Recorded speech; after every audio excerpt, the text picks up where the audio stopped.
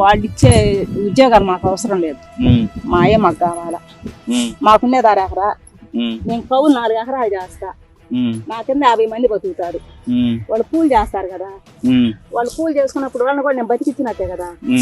వీళ్ళేమి ఇస్తారు మాకు? వీళ్ళకి పొలాలు ఇచ్చి మేము ఏ ఊరు వెళ్ళాలా? ఏ ఊరు వెళ్ళి బతికిస్తా? ఇప్పుడు పొలాలు అయితే తీసుకుంటున్నారు, ఇళ్ళు అయితే వదిలేస్తున్నారు.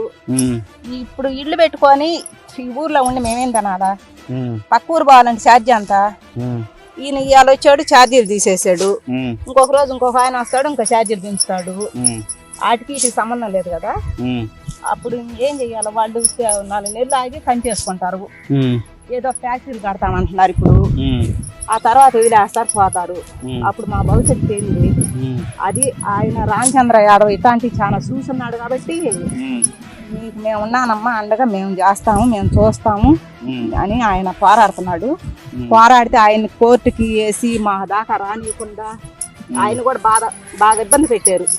అయినా ఆయన ఏదో ఆయన బాధలు ఆయన పడి కోర్టు నుంచి బెయిల్ తెచ్చుకొని మాకు ఈరోజు వచ్చి మాకు గట్టిగా మాకు అందరికి ధైర్యం చెప్పిపోయాడు.